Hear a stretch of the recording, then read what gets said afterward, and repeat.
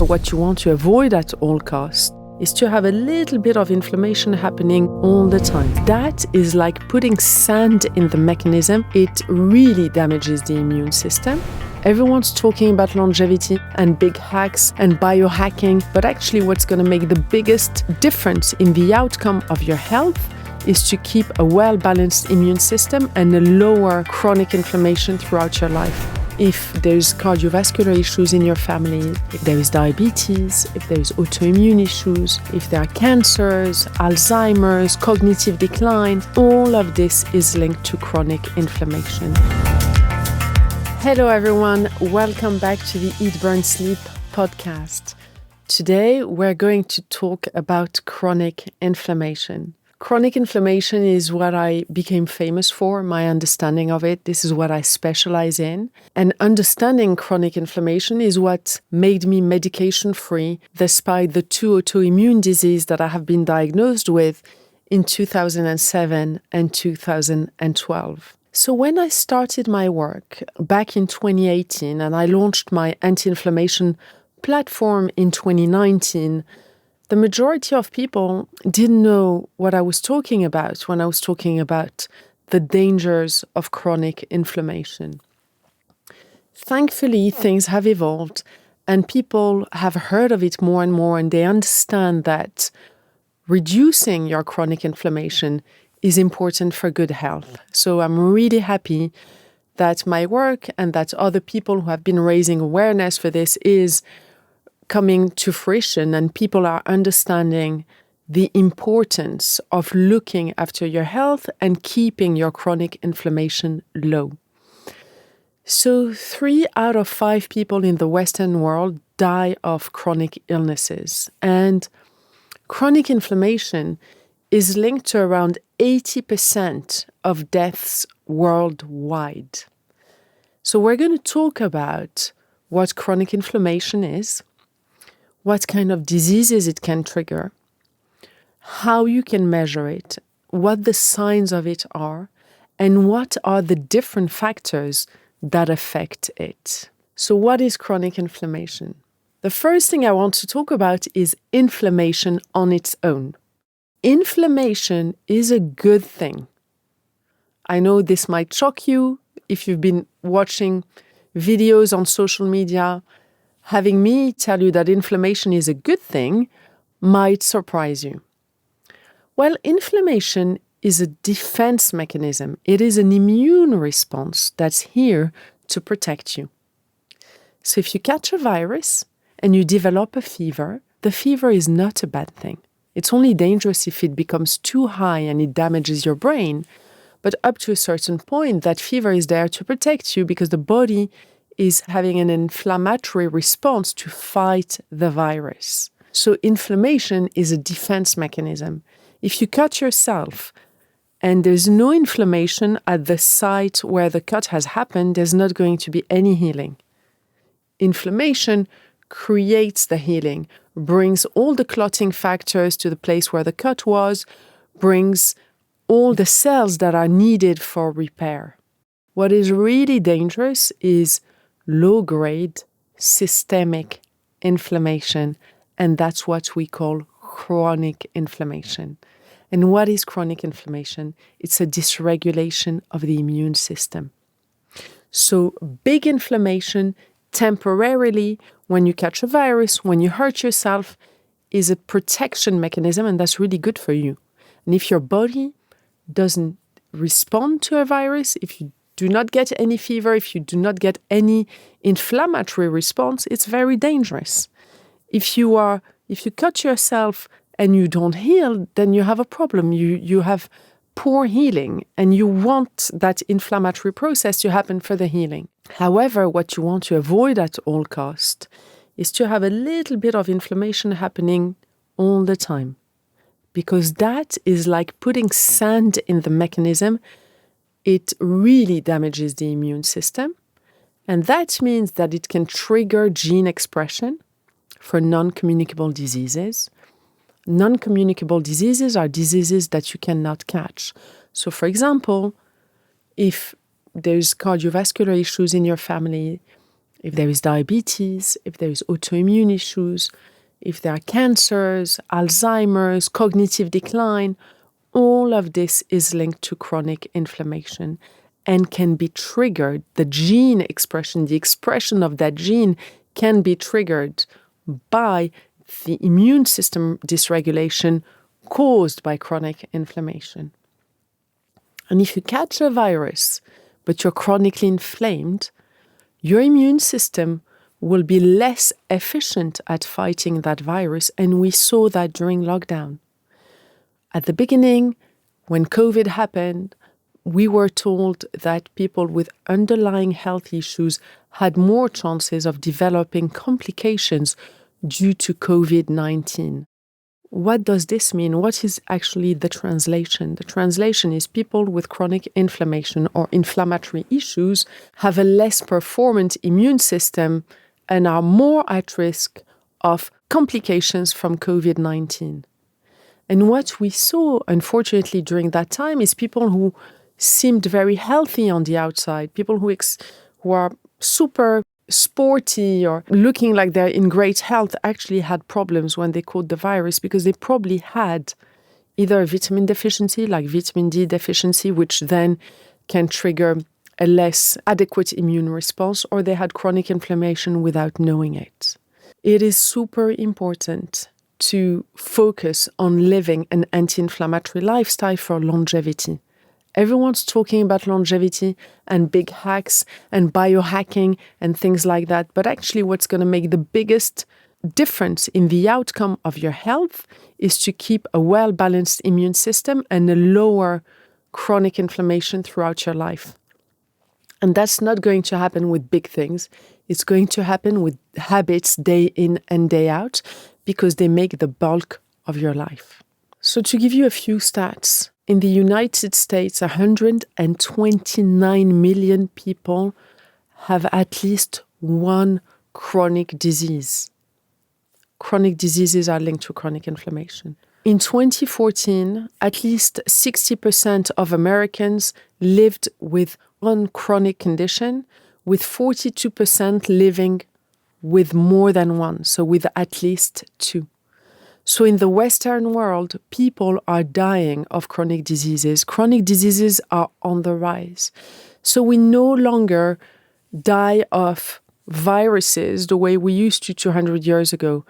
Infant mortality has gone down, but unfortunately, chronic diseases are on the rise, and diseases linked to chronic inflammation are on the rise. So chronic inflammation is really linked to an increased risk of developing diabetes, of developing chronic diseases, of developing heart conditions, of developing type 2 diabetes, and chronic inflammation is also linked to obesity.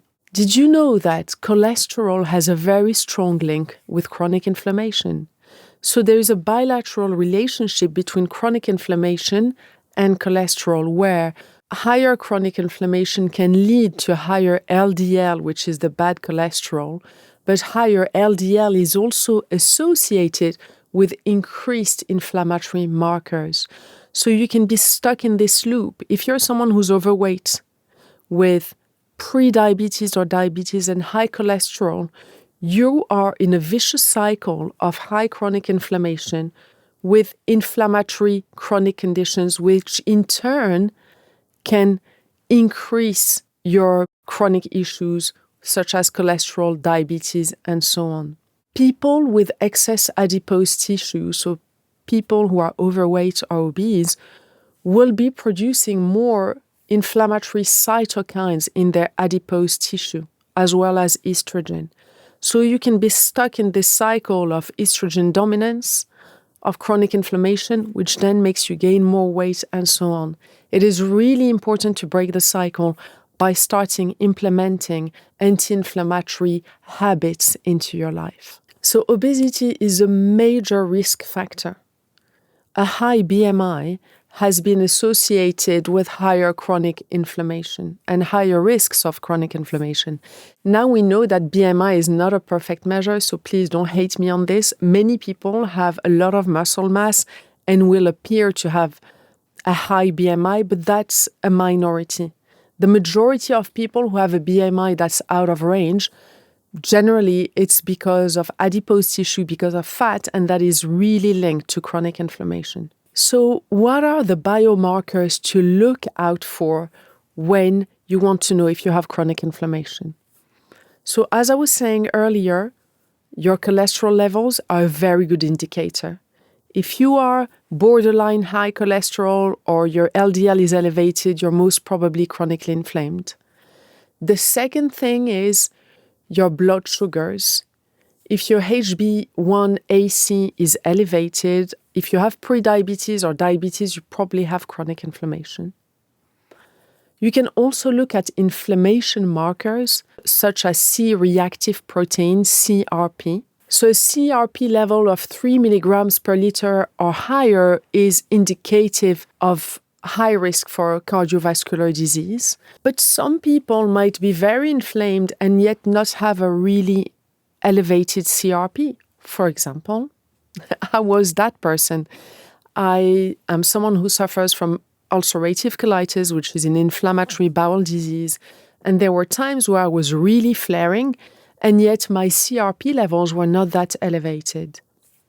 That's why my gastroenterologist would also use a calprotectin, which is a stool test, to try and pinpoint how inflamed I was, and also they would perform colonoscopies and take biopsies. So there were different things to try and measure it, because sometimes these markers are not that accurate. So in my nutrition practice on a daily basis, I like to look at the signs of chronic inflammation, because oftentimes people can get the signs way before it shows in blood test results or before they have a diagnosis. The two other important markers that doctors look are ESR, which is erythrocyte sedimentation rate, and PV, which is plasma viscosity. So these other markers can help doctors try and see if you are inflamed. And what you'll find is, for example, if you catch a virus and you go and get a blood test, you will see these markers go up. Probably CRP will be higher. But after the virus, it comes back down. However, if you have chronic inflammation, these markers can be elevated, but not always, as I was saying. Signs are super important to look at, and when I help people, I always ask a lot of questions to try and pinpoint what are the different signs and symptoms that might show that inflammation, that chronic inflammation is running in their bodies. So what are the signs to look out for? The first thing is blood sugar dysregulation. If someone has insulin resistance, if they're finding it hard to lose weight, if they're getting cravings, if they're getting shifts in energy during the day, in the sense that they're getting tired, low energy in the morning, that can be a sign that chronic inflammation is happening. The other sign is brain fog. So brain function, cognitive function can be so affected by chronic inflammation. And that's why a lot of people who start the Eat, Burn, Sleep lifestyle, once they remove all the big inflammatory triggers, they tell me, oh my God, Yalda, my brain fog is gone. I have so much more energy. Why do they have better energy? We've stabilized blood sugar levels. We've lowered inflammation. Why do they have less brain fog? Once you lower chronic inflammation, you actually lower neuroinflammation. Many people suffer from subclinical anxiety. So they haven't been formally diagnosed with anxiety, but yet they are feeling anxious. It's stopping them from performing as well as they could. They can be finding themselves procrastinating. They can find that things overwhelm them. This is really linked to gut health and to chronic inflammation. And the link between gut health and chronic inflammation boils down to the immune system. 70% of our immune system cells, called gut-associated lymphoid tissue, sit in the gut. So when we have poor gut health, oftentimes we have chronic inflammation because the majority of the immune system cells sit in the gut. So the signs to look out for are also all the cognitive function signs.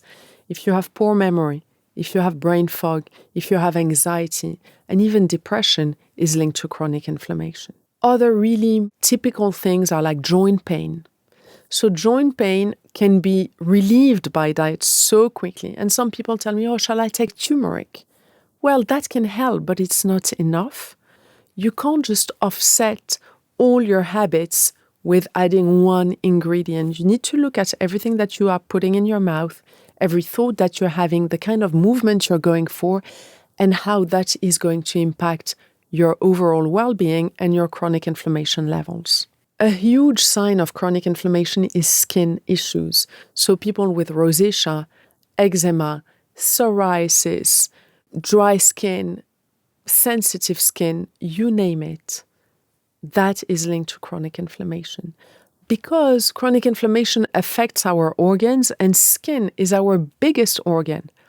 So I remember this man that I helped when he had fatty liver, and he wrote me a lovely testimonial. He said to me, everyone is telling me that my skin is glowing. Since we've worked together and I've lost weight and I got rid of my fatty liver, I'm sure it's down to this lifestyle because no one's ever told me before that my skin glows. And I thought that was really funny. But actually this glow is what I call the eat, burn, sleep glow. Everyone is obsessed with youth these days. And to me, youth is not about a wrinkle. It's not about smoothing the skin. It's about this energy that comes out of you. And this beautiful energy generally goes hand in hand with being healthy. So you can see someone who has completely smooth skin, yet they're not going to be looking healthy. It's not about perfecting the surface. It's about the glow that you're getting from good sleep, from the right nutrients, from positive thoughts, from the right kind of movement, from adequate hydration, and so on. There are many other signs of chronic inflammation, things such as hair issues, because that's the scalp, is the same thing as the skin. Digestive issues. If you have bloating, you're most probably chronically inflamed. Hormonal issues are really linked to chronic inflammation. So anyone with PCOS, endometriosis, which is caused by the inflammation of the uterus lining. Infertility is linked to chronic inflammation. And when it comes to fertility, people love talking about female infertility. But actually, in couples who struggle to conceive, 40% of the issues come from male infertility. And chronic inflammation is not only linked with a higher rate of miscarriages, but also with low sperm count and low sperm mobility. So it's very important for couples who are trying to conceive naturally or with IVF to follow an anti-inflammation lifestyle. I have people who come to me for fertility, and I've had many happy stories and eat, burn, sleep babies, as I call them. I explain to women that actually when we are pregnant, the fetus is like a foreign body, okay, in our system. And if our immune system is dysregulated, there's a higher chance of miscarriage. That's why when people are inflamed, they have a higher chance of miscarriage. So chronic inflammation is linked to higher miscarriages. And this is why in IVF clinics, when they implant an egg in a woman, they often give her corticosteroids to artificially lower chronic inflammation whilst the egg is implanting. So chronic inflammation is very linked to infertility, and it's no surprise. In a society where chronic diseases are on the rise, where chronic inflammation is on the rise, infertility is on the rise as well. It is all linked. If in your family there are things such as Alzheimer's, don't panic.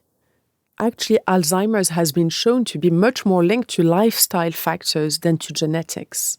The majority of non-communicable diseases can be avoided if we are living an anti-inflammation lifestyle and we keep those inflammatory triggers low. If your HDL and LDL levels are in check, your cholesterol levels, if your blood sugar levels are regulated, if your body composition is healthy, if your hormones are regulated, the chances of all these problems happening really lower. So you can have a real impact in your longevity outlook thanks to the habits that you choose to have on a daily basis.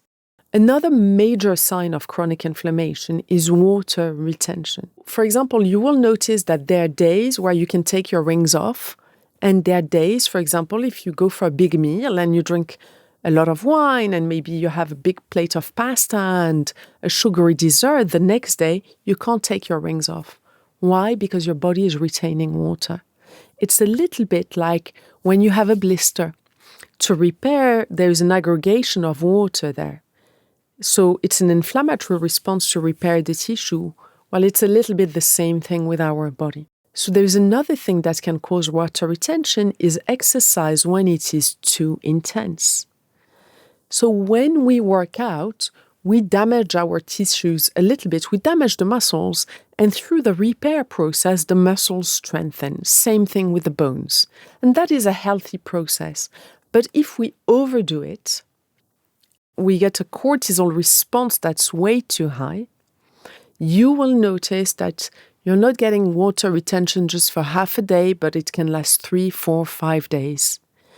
And you can get exercise fatigue where you're completely exhausted for 2, 3, 4 days. That's a sign that you have overdone it. That's why exercise can be very good for you, but if it's not done well for you, it can also be detrimental. And I definitely have done that myself. During many years, because of my inflammatory issues, I would sometimes work out too hard and would get a setback. Sometimes would get symptoms of ulcerative colitis after a really hard workout. So I have learned to go for fast walks instead of jogs. So I would just lower that cortisol response and tweak my workouts the way I share them on the Eat, Burn, Sleep platform so I can still do everything without triggering this inflammatory response too much. But obviously, this really depends on individuals. Some people have a higher threshold, some people have a lower threshold, and it depends on all the other things that you do. So in my experience, accumulating inflammatory choices such as maybe lack of sleep, maybe inflammatory foods, and then adding on top of that a really hard workout will trigger a higher response, inflammatory response from that workout. If I'm well rested, super well recovered, eating healthy, I can push a little more at the gym. So it's all about balance. So there are many things that affect your chronic inflammation, and that's why it is important to have these daily habits. So sleep is the foundation of health. Recovering at night is super important, and things that influence your sleep are your gut health. 90% of your serotonin is produced in the gut, and serotonin is the precursor to melatonin, the sleep hormone. So sleep and diet are closely linked. Sleeping well is super important for blood sugar regulation. It has been shown that on 6 or 7 hours of sleep, the same food will elevate your blood sugar levels more than if you have slept 8 or 9 hours that night. So blood sugar regulation is really impacted by sleep. This is the first thing. It's also impacted by gut health. Certain strains of bacteria have been linked to poor or better blood sugar regulation. The next thing that's really important is your diet.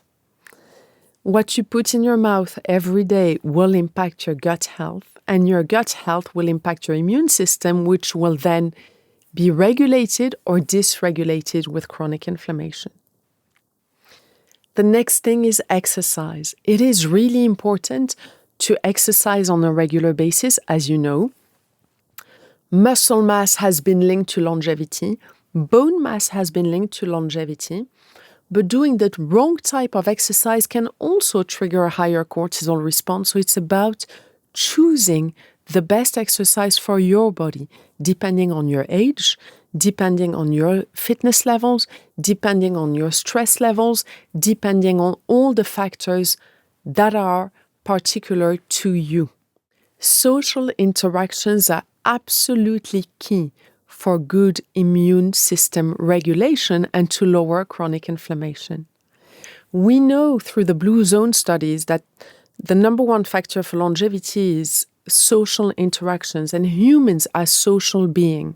The first thing with social interactions is they help lower cortisol levels. So it has been shown that when you eat on your own versus eating in good company, when you eat in good company, your cortisol levels are slightly lower, and the blood sugar elevation from that meal will be lower if you are in good company versus that if you're eating on your own. And in these Western societies, we have lost the art of gathering around the table.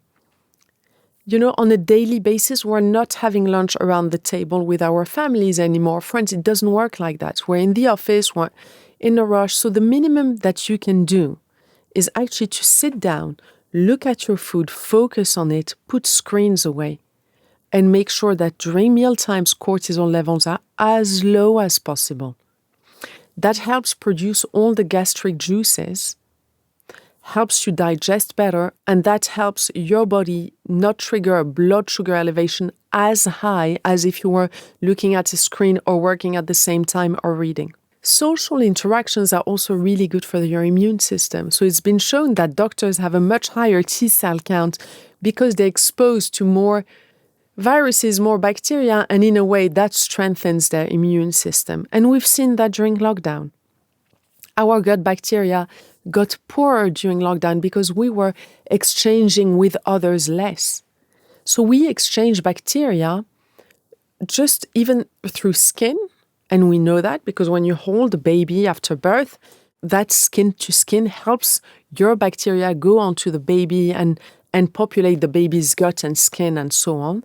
But also we have something called the holobiome where we have, I know it's a bit gross, but we have a little cloud of bacteria around us. And it's been shown that people living under the same roof have similar health.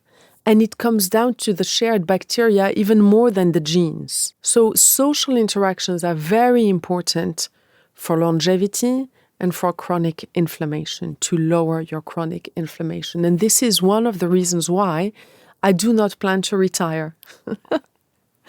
I plan to always be active because by having an activity, that increases social interactions and that increases your longevity. So the pillars of Eat, Burn, Sleep are food, movement, mental wellness. Food, meaning that 80% of the time you want to go for that low-hanging fruit, green food lists that I share with you on the platform. And when you see your friends, you are allowed your treats because I want you to fully enjoy that time and not be stressed in your head about what you're eating, because otherwise you are getting less of the positive of the social interaction. And that's why there's a treat system in the Eat, Burn, Sleep lifestyle. I didn't want people to stop socializing. I wanted people to continue living a normal life whilst following this lifestyle so it becomes second nature. It's not a diet, it is a lifestyle that is devised at helping you make better choices without changing your life. Whilst continuing to go out, that's why we have an eating out guide, continuing to go to social gatherings, continuing to travel, and so on. The second thing is movement on a regular basis. Just walking, if you've watched my podcast about walking, you can see that walking on a regular basis just halves your chances of mortality. It is that effective. Walking is the most underrated form of exercise. It helps lower cortisol levels. It helps burn fat. It helps reduce stress. It is amazing. So go and walk fast and in nature if possible. And finally, mental wellness is all about sleep, about the thoughts that you choose to have, because that has a direct impact on your stress levels. I remember one day seeing this study. You know how in the newspapers they love saying, oh, this latest study is showing this and that. And one day my children were little and I read this newspaper article saying a study showing that the key to happiness is to have more positive thoughts a day than negative thoughts a day. It is that simple. And I went to my children, they were little, and I said, hey boys, I can do a lot of things for you, but I can't make you happy because you choose your own thoughts. So it depends on how we want to look at things. We all go through life, and life means that there are happy moments and difficult moments. And the difficult moments, if we decide to look at them as something that's teaching us a positive lesson, if we want to look at it from an experience standpoint rather than a victim standpoint, then the stress just goes immediately down. So it's about what we make of it. And the accumulation of these little things, of the good sleep, of eating better foods 80% of the time, of social interactions and thinking positively, all of this and the right kind of movement, all of this contributes to better immune system regulation, lower cortisol, more stable blood sugar levels, better immunity, and lower chronic inflammation. I hope you found this podcast helpful. Make sure to share it with friends and family. Thank you so much for listening. Thank you so much to all of you for listening to this podcast today. I hope you enjoyed it. It's always such a pleasure to talk about health because it's not about the destination, it's about the journey. Looking after our health is a daily thing, just like brushing our teeth. We've got to focus on it, we've got to do it right so we can live better and happier lives.